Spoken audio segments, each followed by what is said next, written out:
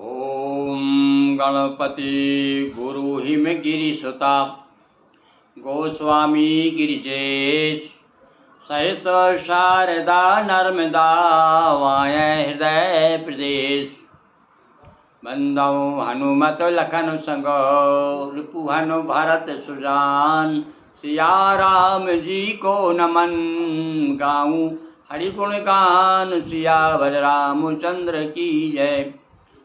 मानस प्रेमी सज्जनों, जनकपुरी में ले चलते हैं आपको। और धनुष यज्ञ चल रहा है। धनुष को तोड़ने के लिए सारे लोग जी तोड़ मेहनत कर रहे हैं। और गोस्वामी जी लिखते हैं कि भूप सहज दस कहीं बारा लगे उठावन डरे नटारा। जब देखा कि सब लोग हार ही है, बैठे सभी हार ही है राजा, फिर क्या किया? जनक जी नाराज हो गए, कहने लगे अरे भैया, अरे संसार में विजय कौन प्राप्त नहीं करना चाहता।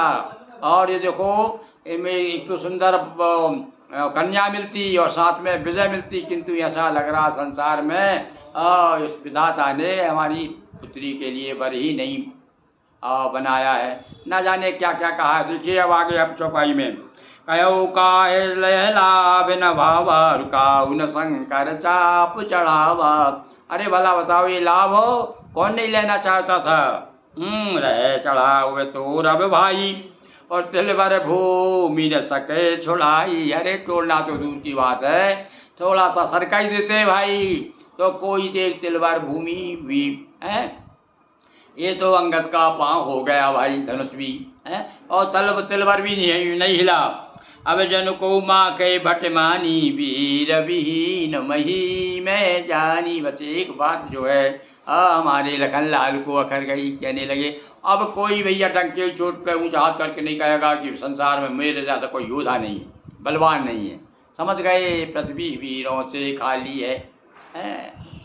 अब इस प्रकार से जब कहा तो अब जने तजौआ से निज निज ग्रह जाहू लिखा न विधि वैदे है विवाहू। ए भाइयों, अब जाओ, अब क्या मुंह लटकाए बैठे हो, जाओ अपने घर जाओ। हैं, अब मुझे तो लगता है कि ब्रह्मा ने हमारी पुत्री का विवाह ही नहीं लिखना भूल गए। सुकृत जाए जो पन परिहरूँ और कुंवरी कुंवारी रहे का करूँ। देखिए लोगों की बात पे कहते ना, मर्द की एक बात। यहाँ तो हमारे यहाँ गांव में अब तक कहावत है कि लोग अपना मूस का बाल गिरवी रख देते थे और वो अपनी वचन निभाते, ना जाए पर वचन ना जाए। तो वही बात चली आ रही सनातन से। जनक जी कह रहे हैं कि कोई अब लड़की कुंवारी रहे, अब क्या कर सकते हैं।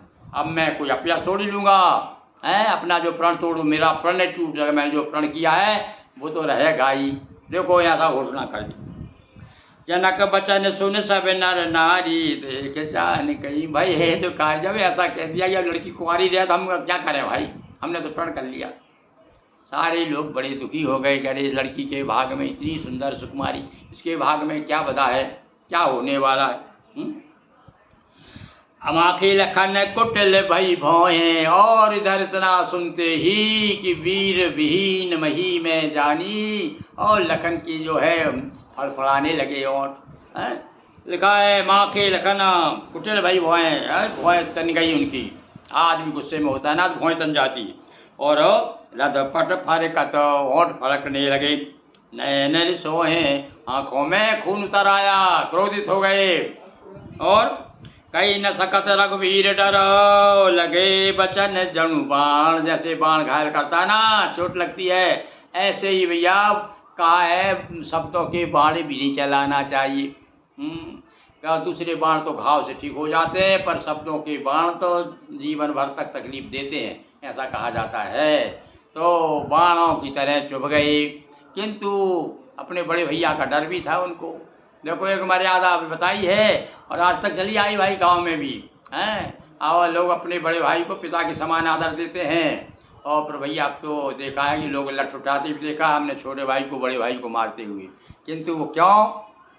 एक मैं आपको उदाहरण मुझे याद आ गया।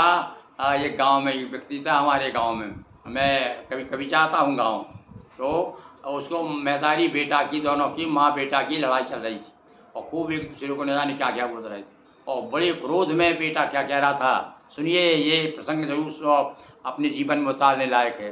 कह रहा था कि अरे माँ तेरी मैं दांत तोड़ देता, वो तो मैंने रामायण पढ़ी है इसलिए कुछ नहीं कर रहा।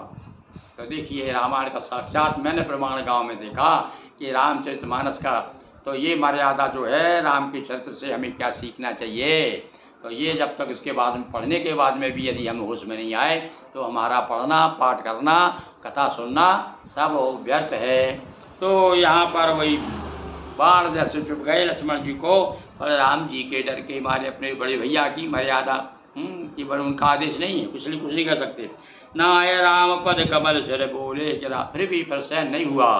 तब तो फिर जो कुछ ठीक है प्रणाम किया, हाथ प्रणाम करके भैया, और प्रणाम करने का मतलब है कि मैं अब मानूंगा नहीं, मुझसे सहन नहीं हो रहा है। और बोले जरा अपमान, और फिर बोले भाई।